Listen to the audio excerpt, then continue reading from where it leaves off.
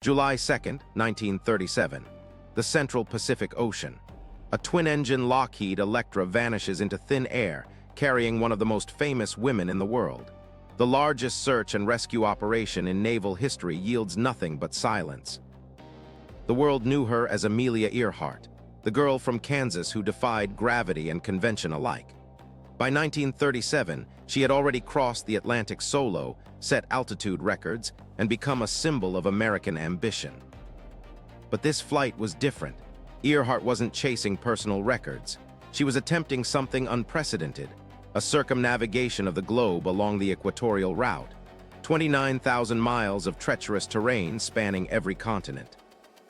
Her navigator was Fred Noonan, a veteran of Pan-American Airways routes, expert in celestial navigation across the world's oceans.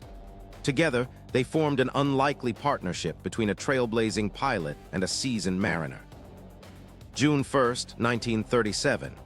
They departed Oakland, California, beginning an eastward journey that would take them through South America, across the Atlantic to Africa, through India and Southeast Asia. By late June, the Electra had covered 22,000 miles. Only 7,000 remained. The final leg was the most dangerous, a 2,500-mile flight from Lee, New Guinea, to a tiny speck in the Pacific called Howland Island. Howland Island was barely visible on any chart, a coral atoll measuring half a mile long, rising mere feet above the Pacific waves. Finding it required precision navigation and a fair bit of luck. The Coast Guard cutter Itasca waited at Howland Island. Its mission: provide radio contact and guide Earhart and Noonan to their destination. Captain Charles Cromwell commanded the vessel, unaware his logs would become historical documents. July 2, 10 in the morning. Amelia Earhart and Fred Noonan took off from Lee, New Guinea into a clear Pacific sky. They carried enough fuel for 19 hours of flight. For 3 hours, the Electra flew east toward Howland Island. Radio contact was sporadic but encouraging. Then, at 2 in the afternoon, the transmissions changed tone. Earhart's voice crackled through static. "We are running north and south." Itasca responded with navigation guidance. Then came the last comprehensible transmission. "We are on the line of position 157-337. Hours passed. The Itasca searched the surrounding waters. Navy ships from Honolulu joined the effort. Planes scoured thousands of square miles of ocean. The world held its breath. Earhart and Noonan were never seen again. Officially, they ran out of fuel and ditched into the ocean, disappearing beneath the waves, never to be found. But questions lingered like Pacific mist. The official search covered 250,000 square miles, the largest aerial and maritime search in history up to that point. Yet no debris, no wreckage, no trace was ever recovered. Theories began to surface almost immediately. Some suggested navigation errors. Perhaps Noonan couldn't get a proper sun sighting that morning, or his calculations were off by crucial degrees. Others pointed to the Electra's sophisticated but demanding radio system. Maybe they couldn't receive Howland Island's signals. Maybe their own transmissions weren't reaching the Coast Guard cutter.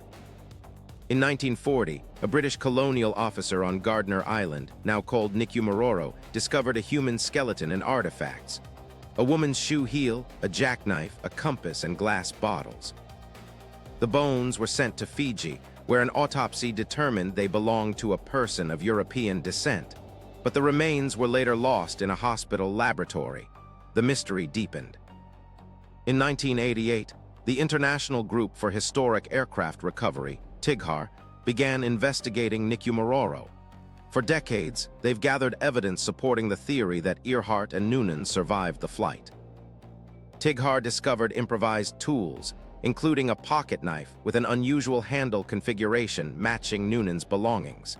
They found an aluminum panel that appeared to have been cut with surgical precision. The TIGHAR team found a piece of clear plexiglas with an oddly curved cut, possibly from an aircraft window. They recovered cosmetic jars that might have contained Earhart's face cream.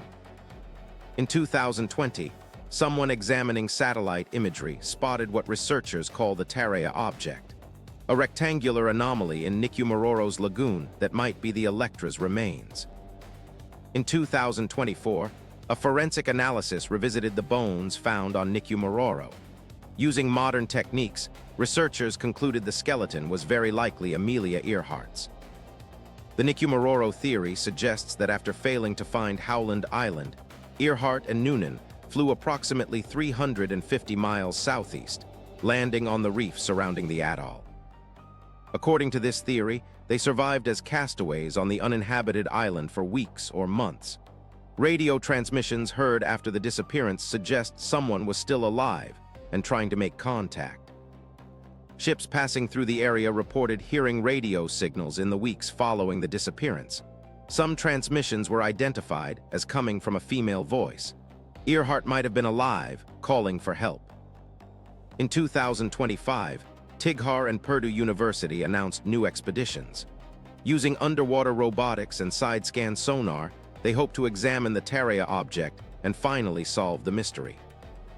Critics point out that the official Navy conclusion, issued shortly after the disappearance, stated that Earhart and Noonan ditched at sea and were lost at ocean. The largest search in history found nothing.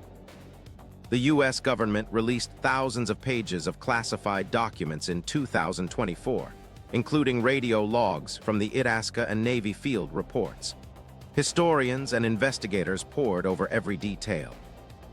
Nearly 90 years later, Amelia Earhart's final resting place remains one of history's greatest mysteries. Whether she rests beneath Pacific waves or on a remote coral atoll, her disappearance captures the imagination. The truth waits still.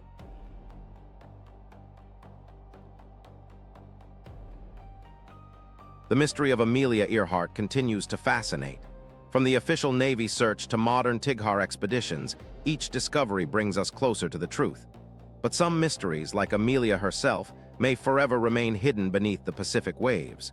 Thank you for watching. Please like, subscribe, and share this video.